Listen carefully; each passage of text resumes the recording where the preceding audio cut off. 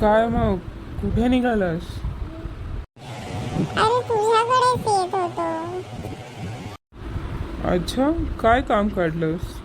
अरे काम काही नाही, तेच विचारायचं होतं की आपली रोनाल्डोची तयारी कुठवर आली आहे.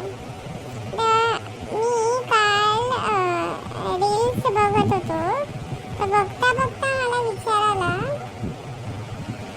माझ्या डोक्यात विचार आला की लोकांनी आपले रील्स का पाहावेत, किंवा आपण जे बनवतोय,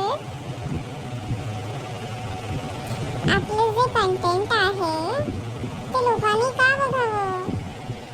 मग काय सापडलं उत्तर तुला? उत्तर मला तर सापडलं नाही, कारण की आपल्या रील्समध्ये काय खासियतच नाही आहे. बघ ना. का रे, असं का वाटतं तुला?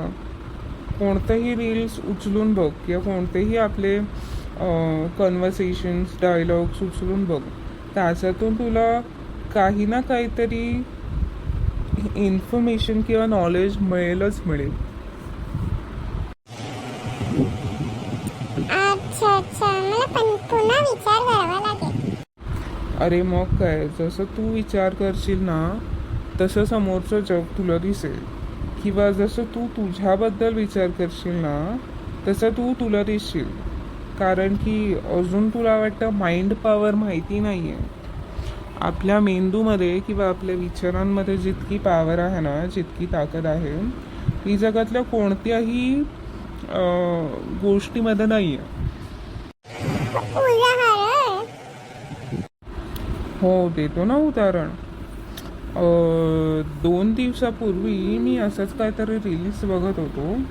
तर त्या रील्समध्ये एक स्टोरी की एक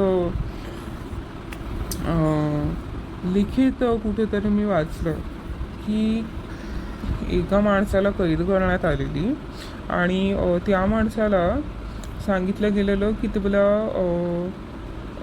जी शेवटची शिक्षा आहे ती स्नेक बाईटची आहे, आणि जोपर्यंत तू मरत नाहीस तोपर्यंत तुला ते स्नेक बाईट करत राहणार. तर ते माणसाला सांगून ठेवलेलं. आणि त्यानंतर त्यानंतर काय? सस्पेन्स वाढवतोयस तू.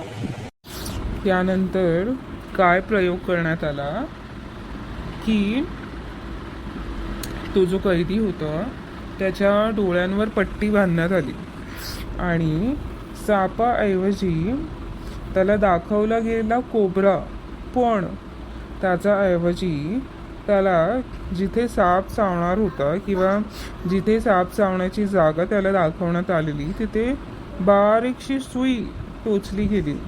आणि काय आश्चर्य, त्या माणसाने असे काही इफेक्ट्स दाखवले की जणू त्याला तो कोबराच चावलाय. म्हणजे अक्षरशः त्याच्या बॉडीने एक्सेप्ट केलं की त्याला सापच चावलाय, आणि त्याच्या बॉडीने शरीराने तसा रिस्पॉन्सही दिला, आणि काही वेळातच त्याचा मृत्यू झाला. तर सांगण्याचं तात्पर्य असं की आपल्या मेंदूमध्ये, आपल्या ब्रेनमध्ये आपण जे भरतो की आपण जसा विचार करतो तसा ऑरा किंवा तसे सिग्नल्स आपली बॉडी एक्सेप्ट करते, आणि इतर जगाचंही तसंच आहे. तुझ्या भोवताली तू जसं वातावरण निर्माण करशील किंवा जसं वातावरण तुला हवंय, किंवा तुझ्या कॉन्शियस माइंडमध्ये जे काही विचार चालू आहे ते कुठे ना कुठेतरी एम्बेड होत असतात. ती ऊर्जा खेचली जात असते. त्यामुळे म्हणतात ना, नेहमी विचार करावा तो पॉझिटिव्ह विचार करावा. Always you should be optimistic. अच्छा अच्छा, समजलं. खूपच छान संदेश दिलास तू. म्हणजे बरोबर आहे, आपलं कोणतंही रील्स घेतलंस की त्यामध्ये काही ना काहीतरी शिकण्यासारखं नक्कीच आहे. मग काय सवालच नाही. आपण फालतूगिरी करत बसत नाही लोकांसारखी. बरं बरं चालू दे. आपण पण नक्कीच रोनाल्डो पर्यंत